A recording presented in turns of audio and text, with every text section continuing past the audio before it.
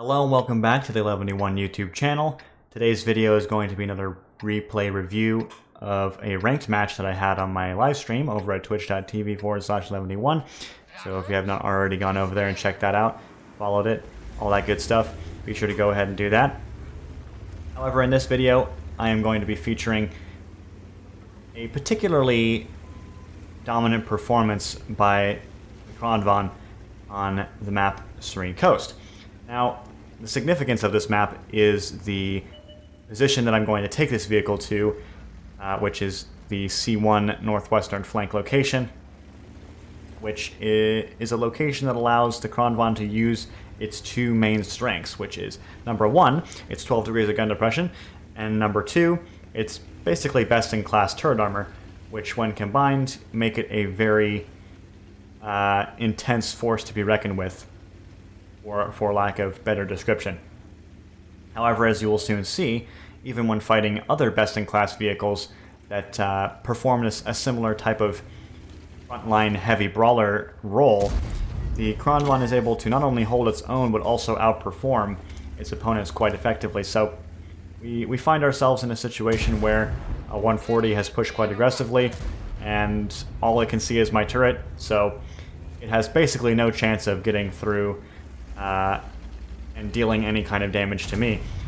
Now, there's also two artillery, so it gets dunked on by both of those as well, bring it down to a one-shot. However, there is an enemy Super Conqueror here, which, as I mentioned just a moment before, is another vehicle that performs that kind of frontline, good gun depression, good turret armor role that the Kranvagn does, but in my personal opinion, it doesn't really do it quite as well. You can still pen the Super Conqueror's turret ring.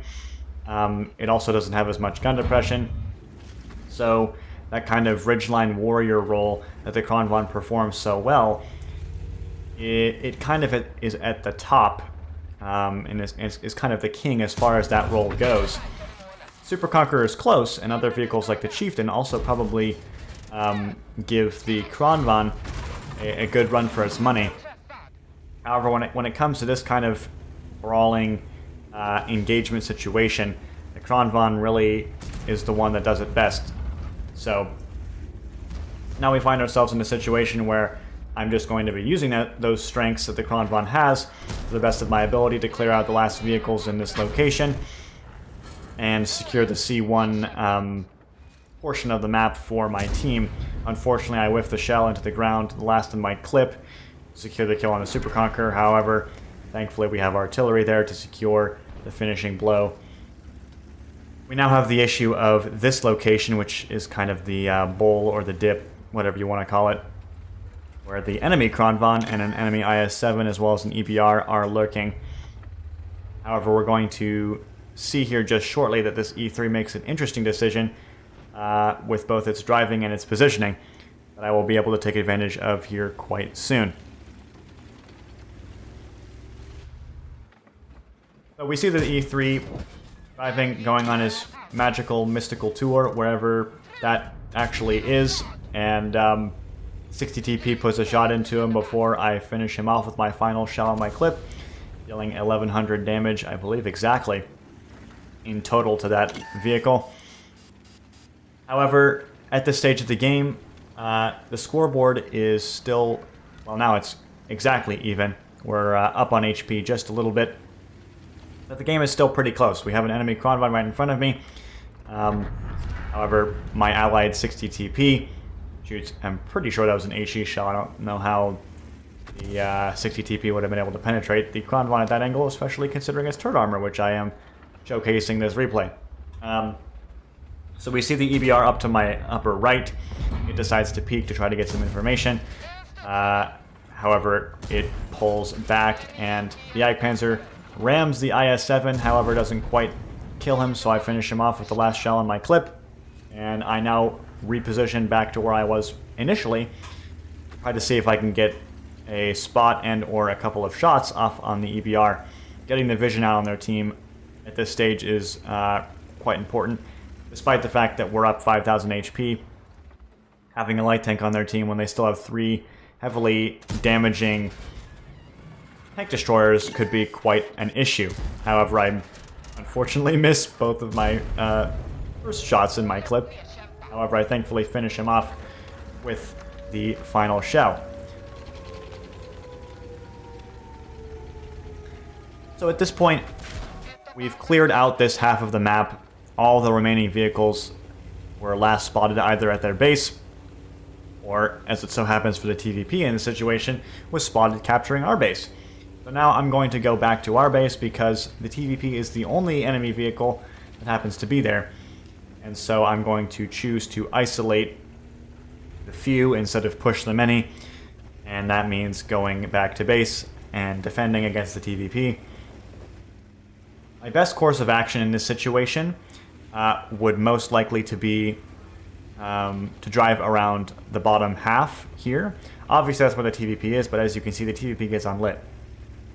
However, I don't know whether he went this way to go around and try to flank the E4, or if he went this way to go the short route. In hindsight, he most likely had time to go around all the way without the 60 TP spotting him because of the way the terrain is situated here. Because, as you can see, the T-110E4's line of sight would have been able to spot the TVP if he had drove around this open side of the cliff. However, I'm not entirely sure. Let's see. Okay, so the T-110E4, yeah, most definitely would have seen the TVP. So he did go around this way.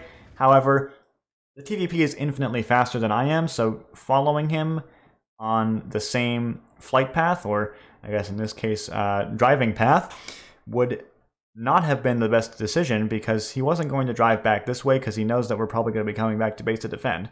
So he's most definitely going to go this way to try to isolate the T-110E4, which at this point is no longer at full HP and is in fact now down to 535 after being slammed by two of their tank destroyers across the lake somewhere.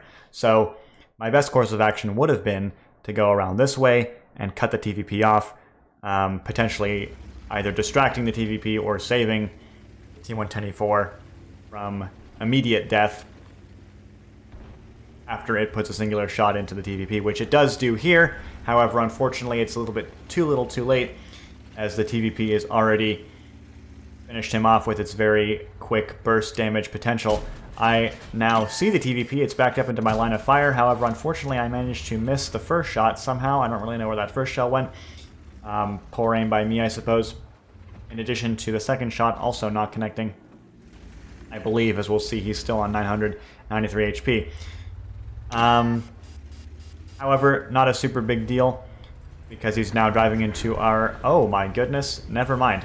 I was going to say that the 277 would have intercepted the TVP, and I would have gotten there in time to save him from the getting clipped out completely if that were the case. However, a 60 TP, I believe, shoots an HE shell that successfully penetrates and does the remaining HP of that TVP's health and damage. So, at this stage, the remaining vehicles on the enemy team are 3 tank destroyers with very damaging guns and 2 artillery. So, now we just have spotted the T-110E4, which prior to this moment in the battle had not been seen for the entire game. So now we kind of have an idea of where the remaining enemy forces are, pretty much all located in their base somewhere in this 6 square quadrant. So my next course of action is going to be driving around the edge of the lake, approaching the enemy base with either my 60 TP or my Jagdpanzer 100, or both, and trying to isolate their forces one by one the best I can. Most of the tank destroyers are relatively inflexible. The Grill, the T-124, and especially the 268 do not have fully traversable turrets, and in the case of the 268 doesn't have a turret at all.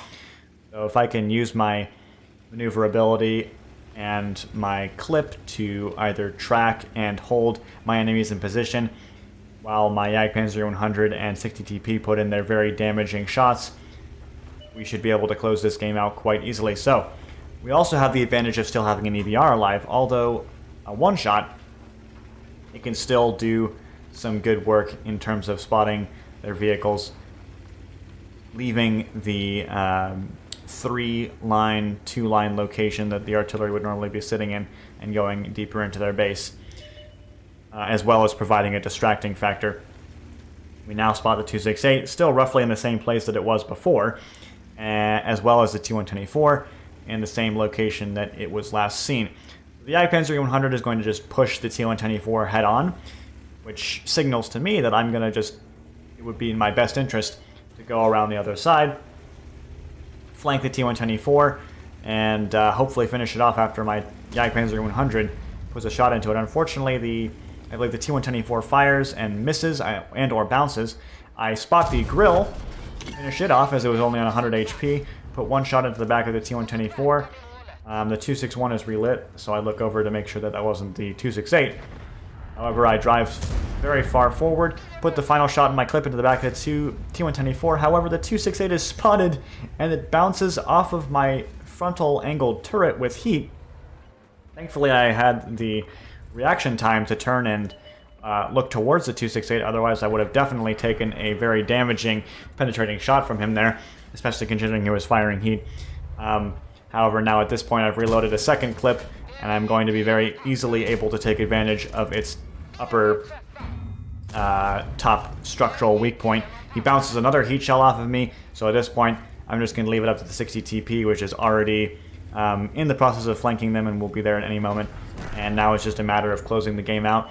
This T-124 is definitely stuck between a rock and a hard place, the rock being me and the hard place being the Jagdpanzer 100.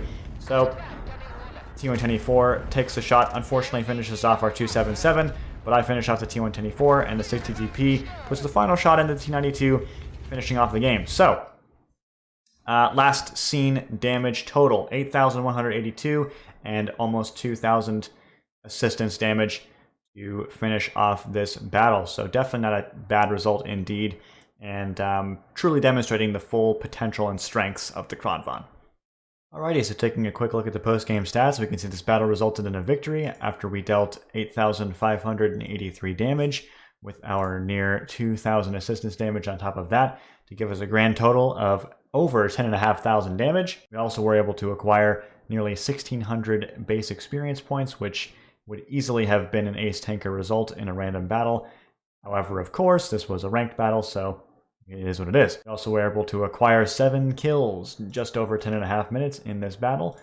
So definitely not a shabby result indeed, one I would take any day of the week. That being said, I hope you guys enjoyed this replay. I really wanted to showcase this one to not only show off the Kranvagn and its amazing capabilities as both a ridgeline warrior and a heavy frontline assault vehicle, but also to kind of give you an idea of what this vehicle might be like in practice. So if you were on the fence on whether to continue to play it, if you already own one, or if you had plans to start grinding up the line to acquire one, and hopefully this helped your decision making out in some way, shape, or form. If it did, please let me know in the comments below by leaving a comment, letting me know your thoughts. Furthermore, if you enjoyed the video, be sure to drop a like, and most importantly, subscribe if you have not already joined the 11D1 YouTube experience, where I will be continuing to post regular World of Tanks content and potentially others in the future. Be sure to stay tuned about such happenings by ringing that notification bell and be alerted